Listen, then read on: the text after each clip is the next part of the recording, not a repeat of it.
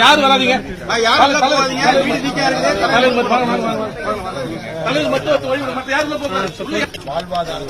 இதெல்லாம் செக் அவங்களுக்கு வந்துருங்க.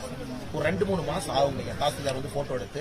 அதனால நீங்க வீட்டு அதே மாதிரி வச்சிருந்து தாசில்தார் வந்து போட்டோ எடுக்கிற வரைக்கும் எல்லாத்தையும் காட்டிடுங்க, உங்களுக்கு எல்லாம் காட்டிடுங்க. அதனால நீங்க கண் கலங்காதீங்க, அமைதியா இருக்கு. சரிங்களா? ஆட்டோ நல்லா இருக்குதா? நல்லா இருக்குது. நம்பர் வாங்கிக்கோ. ஆனா இப்படி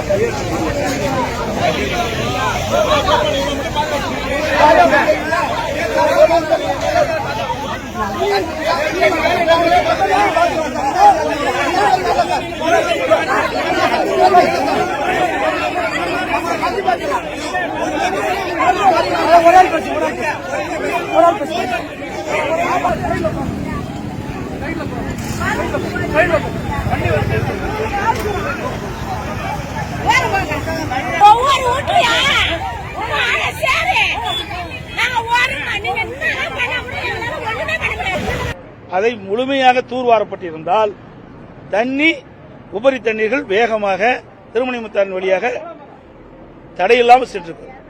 ஆனால் திராவிட முன்னேற்ற கழக அரசு மாநகராட்சி முழுமையாக பணி செய்யாத காரணத்தினால திருமணிமுத்தாருடைய அங்கு இருக்கின்ற அந்த ஆறில் இருக்கின்ற தூர் வாராத காரணத்தினால் ஆங்காங்கே அடைப்பு ஏற்பட்டு வெள்ளை நீர், நகரத்தில் இருக்கின்ற வெள்ளை நீர், ஏற்காட்டிலிருந்து வருகின்ற நீர் எல்லாம் ஒன்றாக இணைந்து இன்றைக்கு குடியிருப்பு பகுதியில் தண்ணீர் பூந்திருக்கின்றது, சூழ்ந்திருக்கின்றது.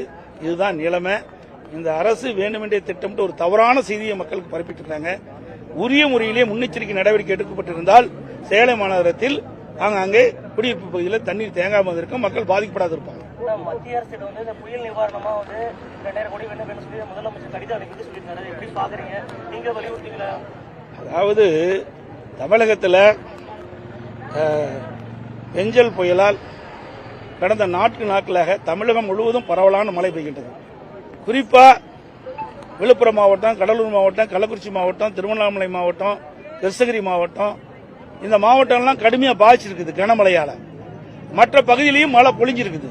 சேலம் மாவட்டத்தில் மழை பொழிஞ்சிருக்குது, டெல்டா மாவட்டத்தில் மழை பொழிஞ்சிருக்கின்றது.